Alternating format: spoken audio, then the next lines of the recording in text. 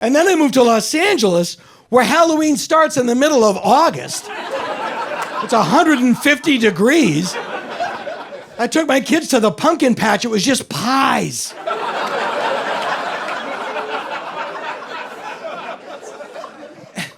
They start the season really early because it makes a lot of money. So they get in there. And when you go into like CVS or Walgreens, when they start to decorate for Halloween, they always lead with the big three monsters: Dracula, Frankenstein, and older woman.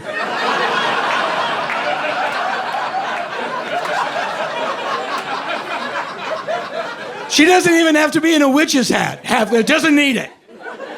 Older woman. Can your heart stand the shocking facts of what time and gravity do to the female face? And the horror you'll feel when they leave the house? The big three: Dracula, Frankenstein, and Nana. And I love horror movies, you know, that's where I grew up on. Do you love horror movies? Yeah. You have a favorite horror movie? Get Out. Get Out? I like Pretty Woman. You thought I said horror. Understandable, no. No, I like Get Out. Have you ever seen Blackula? Blackula is fantastic. 1972, William Marshall plays Blackula. The first scene in Blackula, Dracula bites a black guy. This is easily anticipated if you know the name of the movie you're watching. And then Dracula goes, "I christen you Blackula." And they cut. And I wish they would just hold it for 5 more seconds. So you can hear Blackula go, "Ha ha ha! What the f*** did you say my name was?"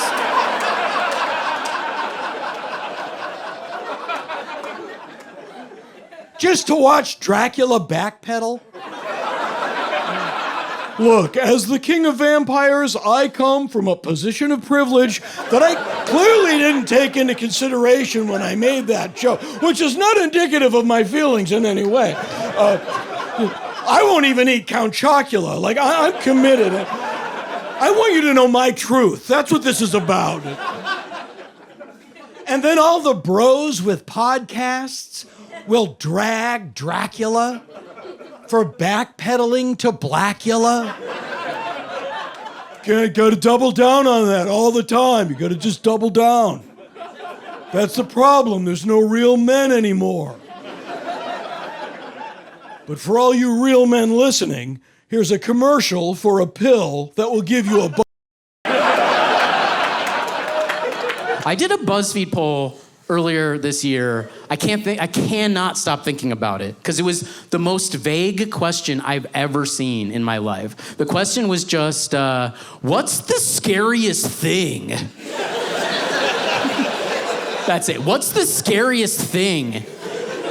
And they had all these options you could choose from. It was like shark attack, bungee jumping, spiders. You know, it was like all these things. But the number one answer, by like a 40% margin, the number one answer was public speaking. Isn't that crazy? That means like what I'm doing right now is braver than being in the US military.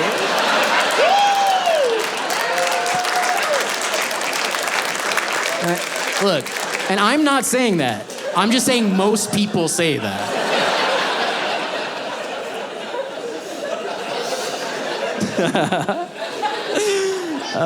You know what's crazy? I've only gotten beaten up once in my life. Isn't that incredible? What a streak.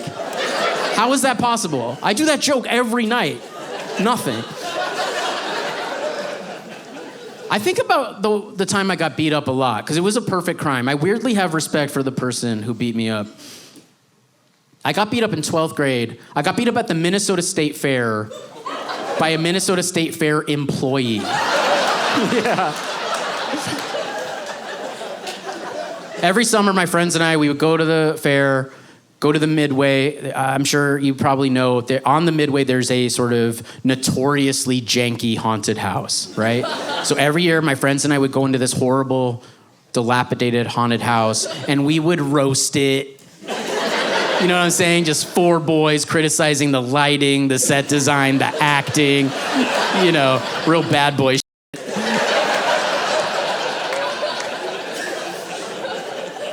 So yeah, it was our senior year. It was like one of those high school movies, kind of bittersweet. We were like, we're all going to different colleges. This might be the last time we roast this haunted house together. We gotta savor this moment. And we walk in, and they go way faster than me. So I'm by myself, just criticizing left and right. And I turn a corner, and this guy dressed up as a werewolf gives the worst performance you've ever seen in your life. He jumps out. This is legit. He was just like,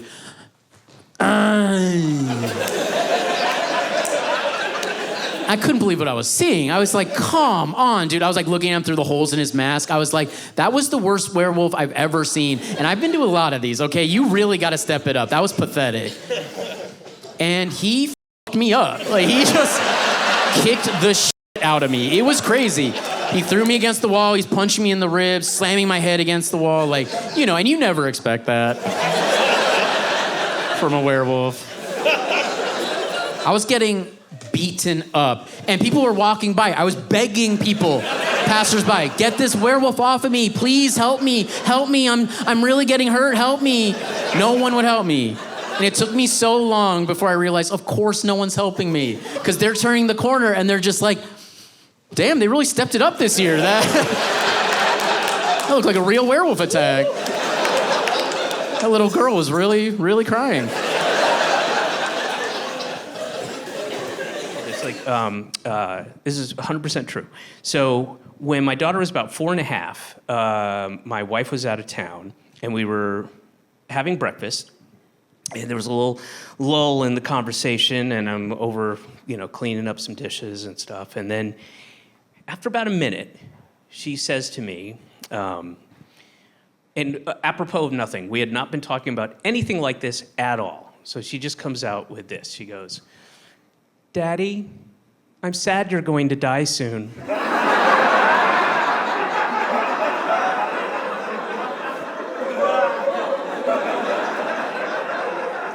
And, you know, my immediate reaction was like, oh my God.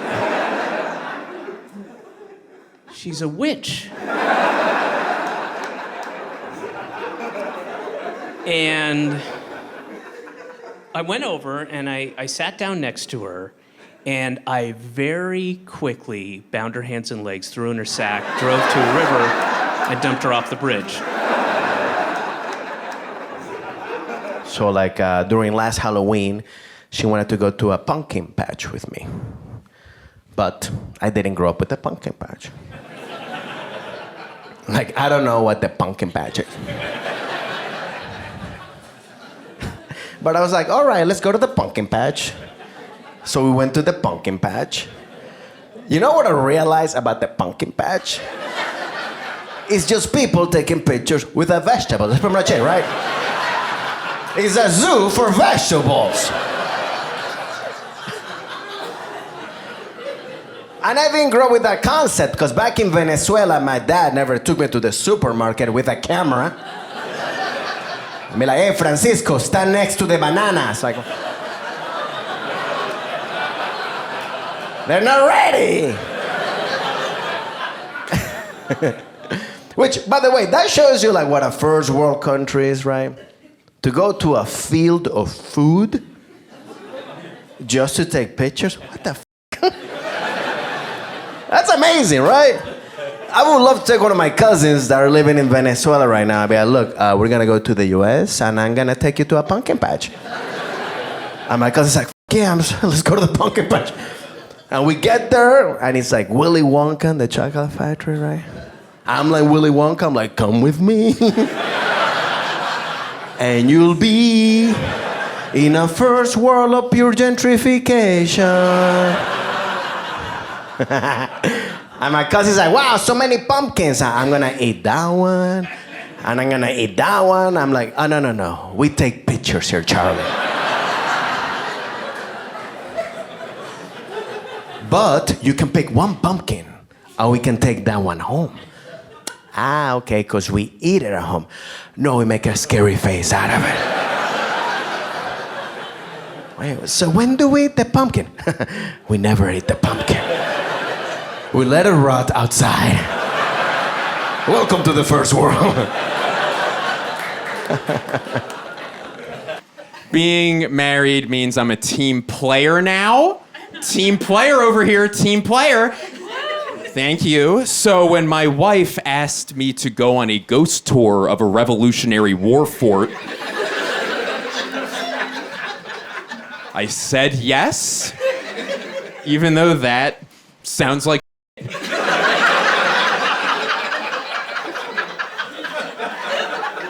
would I want to do that? It's a terrible idea. Yeah, put me next to scare me people. You know who I'm talking about. Life's not horrifying enough for you. You gotta go, why go to a haunted house when you live in a haunted world? But fine. I went. I was dreading it. And it ended up being, after my wedding night, the second best night of my entire life. Because the tour guide was what is the term? A toll. Every time he mentioned something scary or supernatural, he immediately debunked it with a perfectly logical explanation as to what had really happened. So I meet the tour guide, we're there, it's very dark out, and this guy, he's got a three-cornered hat on, big ass bushy mustache. This guy's like 6'5", 370, he's a mountain of a man, sword on his hip. If walruses had a navy, he would be an admiral. He'd be a full bird admiral in the walrus navy. It's the craziest sentence I've ever said. So we get to the first stop on the tour, and the guy goes, all right, everybody, gather round. Now, if you gaze across this fort, what do you see? Nothing but green grass everywhere. However, if you look at this 1 2-foot by 4-foot rectangle, you don't see any grass at all. And as a matter of fact, grass stopped growing here, legend says, right after the final execution was carried out here in this very location. It's almost as if the grass is too haunted to grow here. Or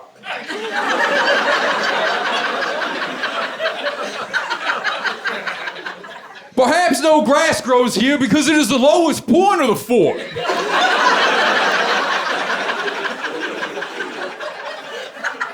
And whenever it rains, all the water congregates in this 1 2-foot by 4-foot rectangle, rendering it impervious to seed.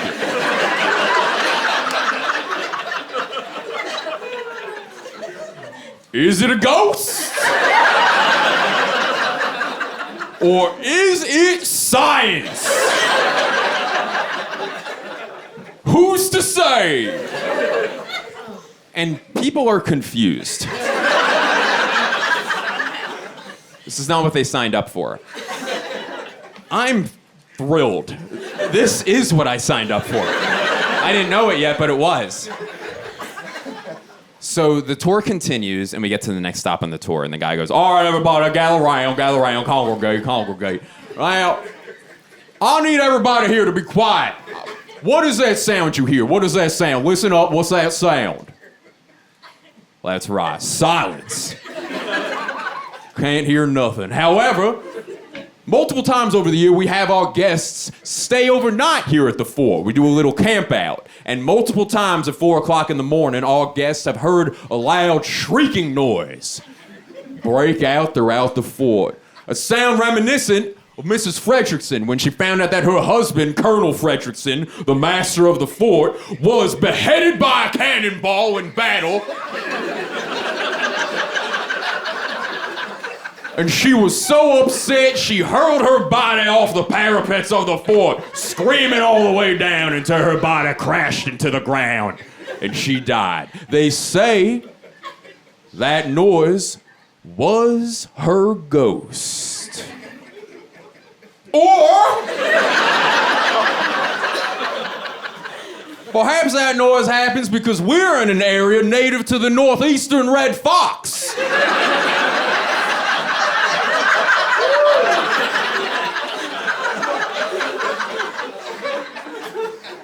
And their mating season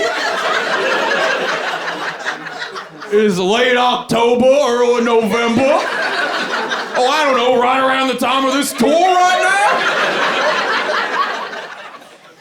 now. And the female northeastern red fox's mating call is eerily similar to that of a bereaved woman. Is it a ghost? Is it a horny fox?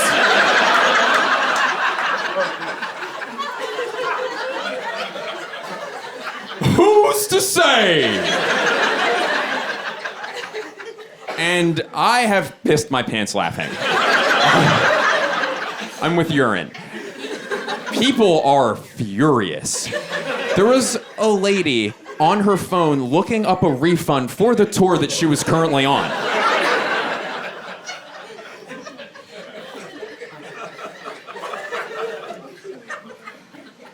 So we get to the final stop on the tour, and we go to what I believe was the old blacksmith shop. And this part was actually legitimately creepy. This part creeped me out. So we walk through this kind of a makeshift entrance, and there's like candle light, flickering on the walls. You hear the howling of the wind. It was sinister in there.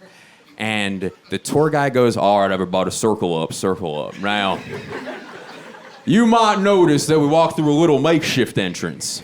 That's because that main door, it's not stuck, but it would take many a strong man to open up that door. However, every once in a while when we're closing up for the night, we have multiple tour guides report that they see that door wide open. It's almost as if the ghost of the blacksmith, who literally cooked alive in this very location, swung that door open to get one more breath before he passes on to the other side. Perhaps it was his ghost that opened up that heavy door there. Or perhaps that door is open because we're 1.5 miles away from the airport. And when those big old military planes take off, they create a sort of suction. A suction, I don't know, strong enough to open up that big old door over there? Who's to say? And this woman snaps. She goes, "God damn it!"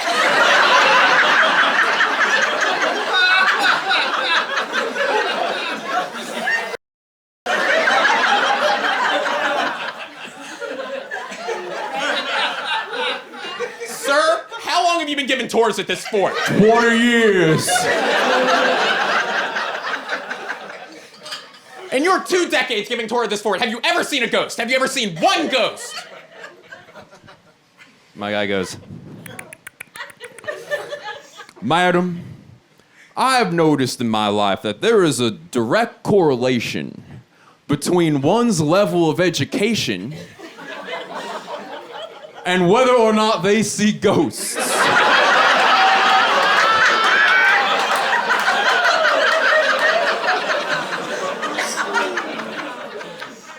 I have a PhD, so no, I've never seen a ghost.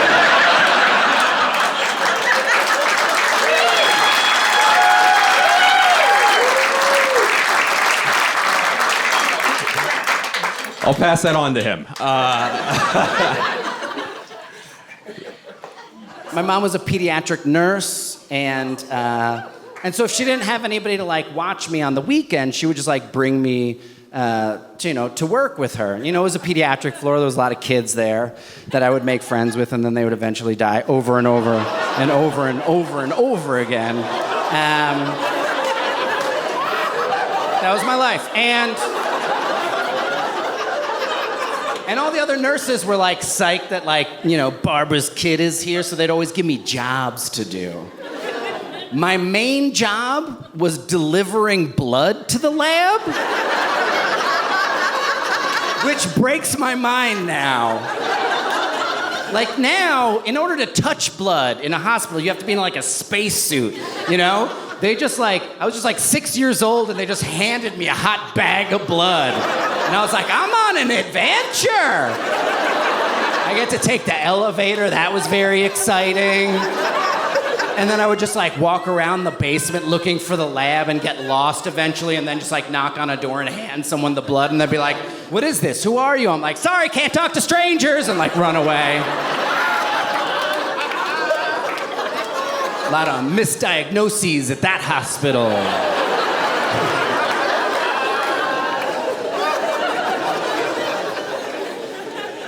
It is true, man. I grew up in a shady neighborhood. You know, like as an example, neighborhood was so shady, my mom refused to let me and my brothers go trick-or-treating. But she did force my dad to go trick-or-treating for us. And that was not the same experience. No, straight up, my dad would drive me and my brothers, he'd go house to house, and he'd knock on the door. No costume. He's him. The people opening the door have been seeing children all day. And then they open the door to find some 60-year-old hairy, bald Iraqi man, no shirt, open trench coat, nipples hard.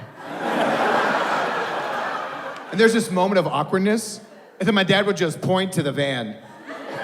And it's me and my brothers in full Spider-Man costumes. We're just nervously waving. Yeah, it looked like he kidnapped us, okay? Obviously, it's an awkward energy, so my dad would try to make it less awkward, but my dad has this really deep Middle Eastern villain voice. So my dad would be like, don't worry. They are mine.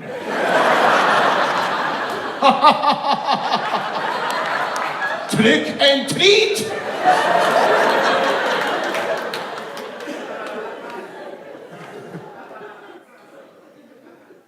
By the way, they don't have Halloween in Iraq, I checked. Like end of September, right? And that's when I got into town. I'm like, this is how I'm winning over this neighborhood. I'm gonna move in the suburbs. This is how I'm gonna win over the neighborhood. I'm gonna be full-size candy bars guy on Halloween. That's how I'm gonna be. Everybody loved full-size candy bar guy. As a kid, you're like, that guy rules. Don't egg his house. This guy rules. Everybody loves full-size candy bar guy, and that's how I was gonna start it that first Halloween. I'm gonna be full-size candy bar dude. Here's the thing I did not realize, because I was coming in with hot city energy, is that in the suburbs, when you just show up in the beginning of a pandemic with out-of-state plates, and then just try to be full-size candy bar guy without having children of your own, it has the inverse effect.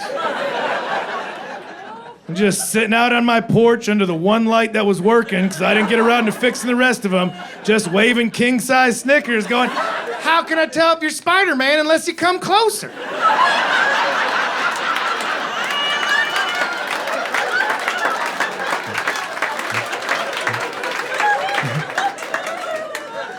Just waving children in like I worked the ramp at the airport. Like,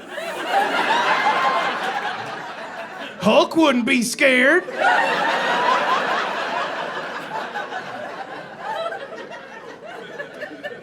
So that didn't help with ingratiating myself into the suburbs. So one of my favorite things I like to do, going back to my immaturity, is I love scaring people. I love scaring the shit out of my friends. You know when you get a good scare out of somebody and you're like, yes. So I'm having dinner with Jamie way long after Malibu. And in my head, I'm having dinner with Jamie and I go, you know what? Jamie was in the Scream movies. Maybe he wants to live them.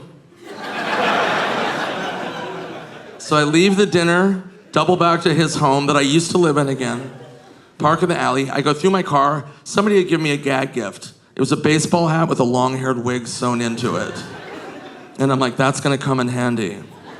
So I take my shirt off so he doesn't recognize it, put on the hat with the wig, hop the fence, break into his home, go into his kitchen, and I get the biggest knife that I can find. And I go into his living room, and I just stand in the dark, right in the corner of his living room. And in my head, I'm like, this might be too far. But he walks in the front door, I'm like, nope, game on, here we go. So I don't move, I just stand there. And he walks in like any of us would, tired from the day, throws his keys down, turns on the light, sees me. It's the most scared I've ever seen a human in my life. He made a sound from the depths of Mordor. He sees me and just does this. No! No! Oh! Oh! Now I'm scared. I drop the knife and take my hat off. I'm like, it's me, Nick! And he goes, what is wrong with you? Why did you do that? I'm like, did I scare you?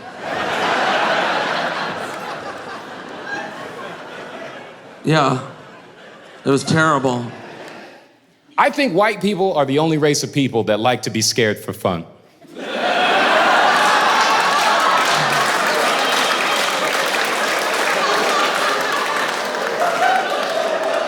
Like, you feel me? Not an attack. Doesn't make you bad. Makes you interesting. But not bad, but bungee jumping, skydiving, swimming with sharks, these are torture tactics. Some of you pay for them. That's a curveball. I just think white people get to have a different relationship with fear. Doesn't make anyone bad. I just think it's an interesting observation. White people can have a different relationship with fear. Like, I think white people are the only people you could walk up to and just be like, hey, you want to do something scary today? And y'all will just outright say no. You feel me? You'll be like, well, what do you got in mind? You feel me? But like, you go to anybody of another race, they're like, no. But like, white people have follow-up questions sometimes. They're like, well, what are you thinking? Okay. Look at roller coasters, right? Theme park owners know white people love being scared so much, you'll pay for a picture of your own face terrified.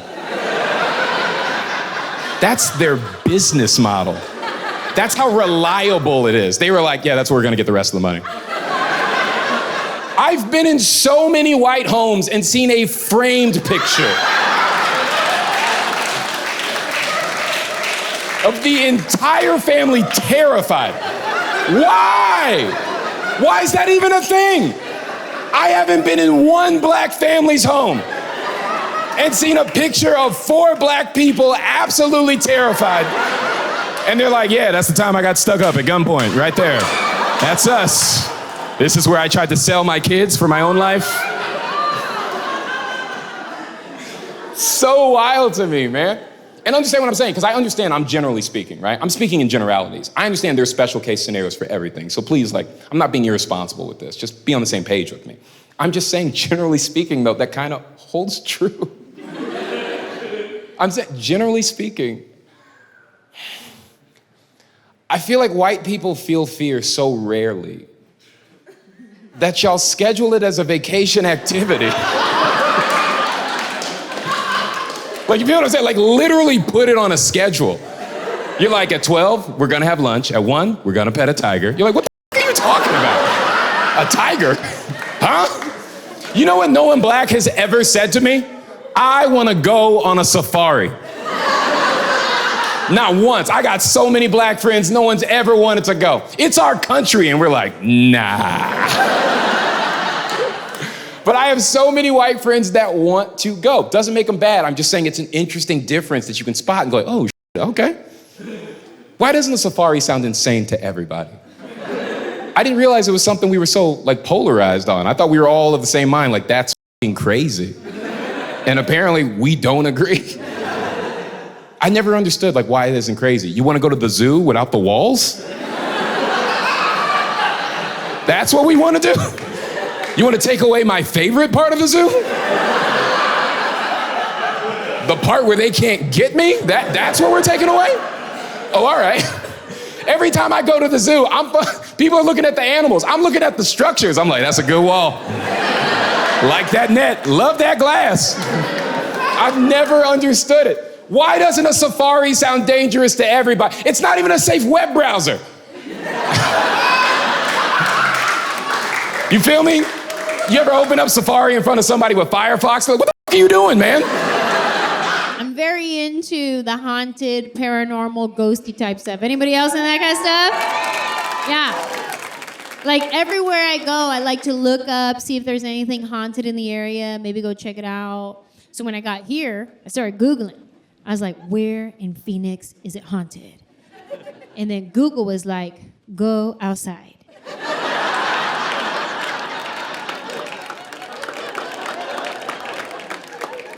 But doing my research, I came to the realization that most ghosts are from the 1800s. Like anytime you hear about a ghost story, it's usually like, oh yeah, that's Mabel. She died in 1806 from seasonal allergies. You don't ever hear about a 1997 ghost? You've never heard the story. Oh yeah, that's Stacy. She died in 97. She was crossing the street while checking her pager.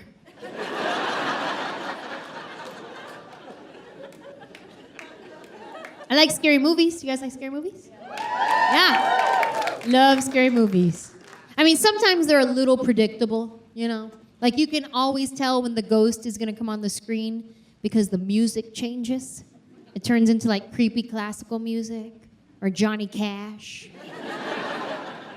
But not if your ghost was Stacy. Nah, if Stacy was your ghost, she'd wake you up in the middle of the night with no scrubs. No scrubs. Never gonna get it, never gonna get it, never gonna get it. Whoa, whoa, whoa, whoa. Stacy's creepy. If I got to pick which kind of ghost I wanted to haunt me, I would pick a millennial ghost. A millennial ghost named Dylan. He has a man bun. When you're being haunted, your personal things go missing. So all my hair ties would disappear. Dylan. They say if you're being haunted by an evil spirit, people have reported the smell of something foul, like sulfur. But if Dylan was haunting you, you'd wake up to the smell of fresh roasted coffee beans. Organic fair trade. Could you imagine waking up every morning to the smell of coffee? And then you run to the kitchen, and there's never coffee. Dylan. Or maybe it was a girl millennial ghost named Dylan. She wears her hair in a messy bun. Yeah, I'd probably pick her to haunt me. Because she'd probably just forget to scare me because she was on her phone. She'd just tweet me a boo emoji. Hashtag scary. Hashtag right behind you. I grew up watching scary movies and scary TV shows. My favorite TV show growing up was Unsolved Mysteries. Right? That was my show. And like I would watch it when I was home alone by myself because that made it scarier. As soon as that theme music started, whoo, forget it. I'm not going pee till my mom gets home. Even now as an adult, if I'm home alone watching something scary on TV, and then I gotta walk all the way down the hallway to the bathroom, I'll start singing praise and worship songs. for protection.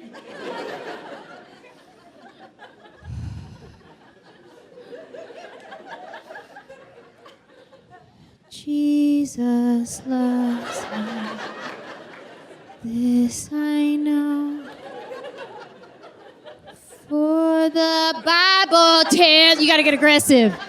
You gotta get aggressive with the ghost. You gotta let them know you ain't playing no games. Oh, you think this a game, ghost? Oh, you trying to scare me? Well, you didn't see me over here with my Merlot taking my communion?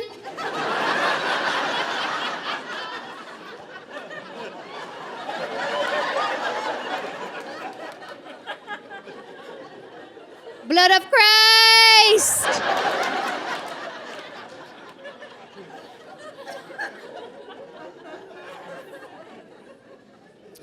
I've been told I give off the energy of an emotional support animal. Which is unfortunate because I am going full throttle. This is 1,000% of my energy, very excited. So I hope you all will match my energy with significantly more energy than me. See a lot of familiar faces. Some friendly faces. Couple haters, but a lot of friendly faces. I saw some people rolling in late. I'm a late person myself, and the early people do not like us. The early people say, you being late means you don't respect my time. Which is such an early person thing to say. Like me being late has anything to do with you. I'm not late because I don't respect your time. I'm late because I was doing something more important. I was showering for a long time, and I forgot you existed. Briefly, just briefly. But I respect you. My dad will show up an hour early and text, "Here, no rush," which should be illegal. That is a devastating text to receive. But I had a good pandemic. I got into, wasn't for everyone, but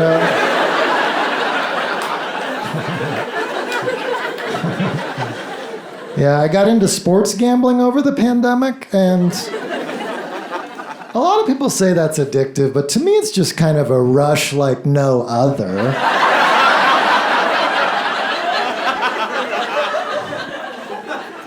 It's not addictive. I mean, sure, sometimes I'll engage in short-term stimulus despite long-term adverse results.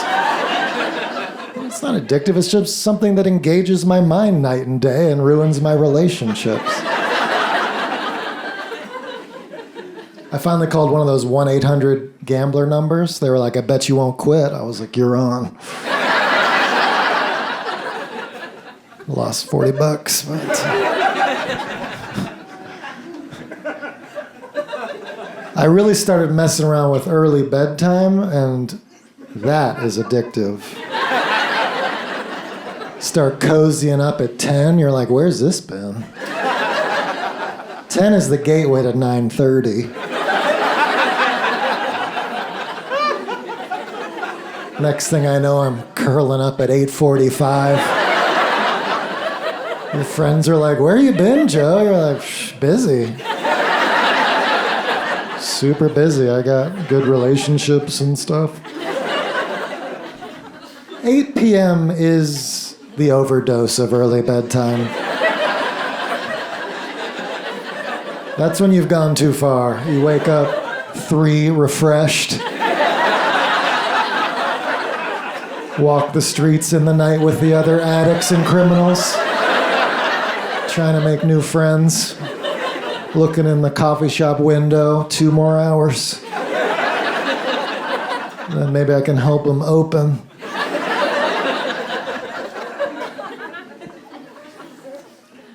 Weed was legalized in New York City, and I finally started trying weed gummies. I think I'm the only person that's like, sure, I'll do weed as long as it's no longer cool.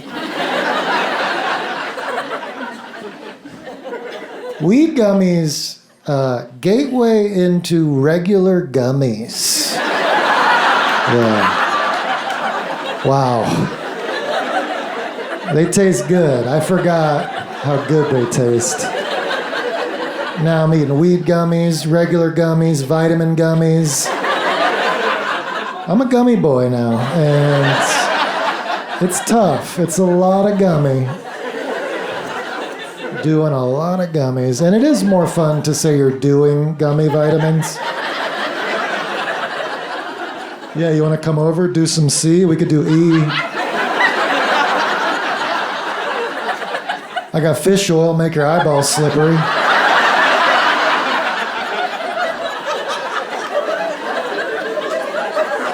Could do some supplements, GABA, tryptophan, melatonin, get in bed at 8. Dude, last time I took melatonin, I almost didn't wake up. That was nuts, dude. Love melatonin, dude.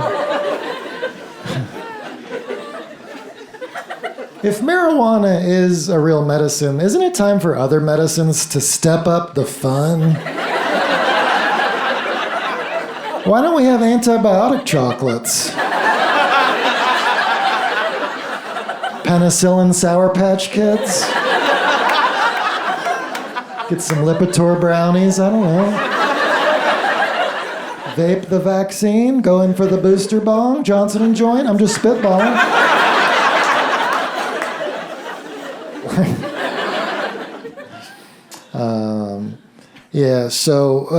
A lot of addictions, but otherwise pretty good.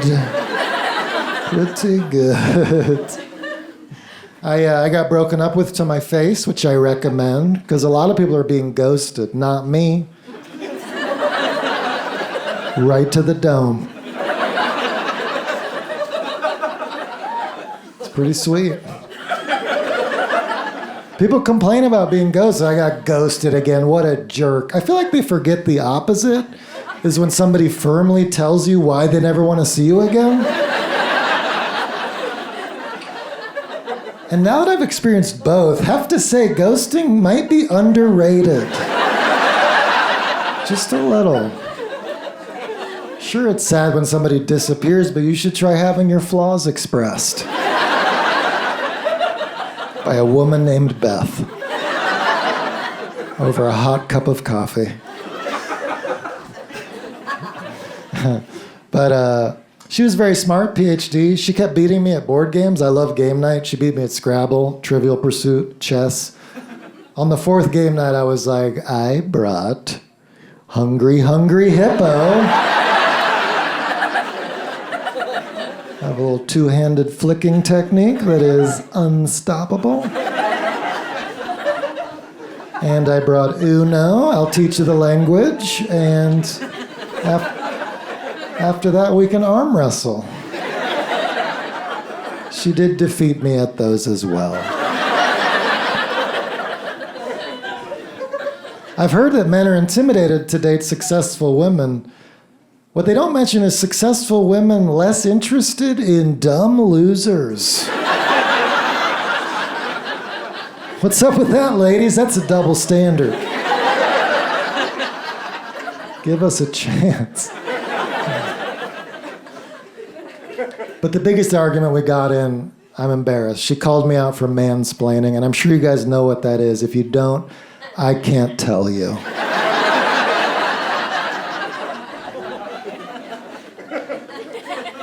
But it made me think long and hard about it, and I realized I wasn't explaining anything. We were just having a disagreement, and she didn't like what I was saying. And I do think that's the subtle difference now between a man speaking and a mansplaining, is if you hate what he said. That's mansplaining. If you like what he's saying, that's just a nice man talking.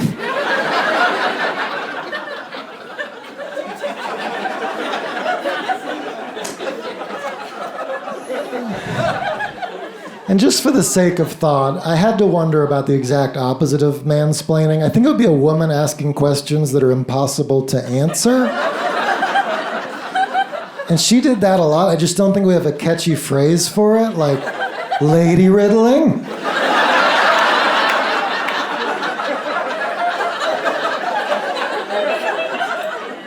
Or woman sphinxing? She asked me, who do you think's cuter, me or my cat? I was like, I thought we were gonna relax tonight. Now I gotta grind. And I'm looking at her, I'm looking at her cat. I can tell there's a lot of wrong answers.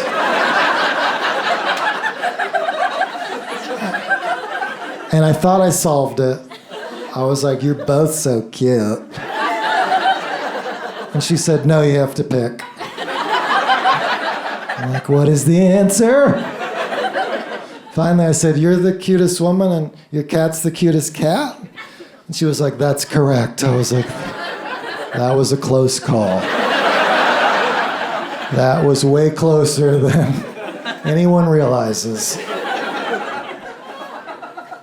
I know there's wrong answers because we were watching her favorite show, Love Island Australia, 1 week earlier. And she said, who do you think's hotter, Courtney or Jess? And I'm like, I didn't even want to be here. I don't even like Love Island, and now I gotta choose between the hottest 22-year-old. And I said Courtney, and that was incorrect.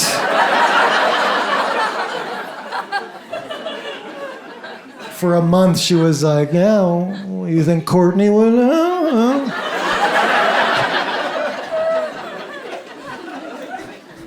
Yeah, you think Courtney would like that? God, I failed that test. She could never understand why I don't like Love Island. I just can't get myself to care about the relationships of strangers. I have trouble caring about my friends' relationships. I asked my buddy Tom if he was ever open to having kids. He was like, I have a 9 and a 7-year-old. I'm like, okay. So you're open to it. Thanks for the gossip. But I have learned something important from dating. I've learned the best 3 questions you can ask on a first date to get to know somebody. They are, who's your teenage crush? What will you name your firstborn child? And bank password. And for me, it's Matt Damon, and Matt Damon too. So that's just me. I'm flirting now. No, I do wish I was friends with Matt Damon. I very much wish that.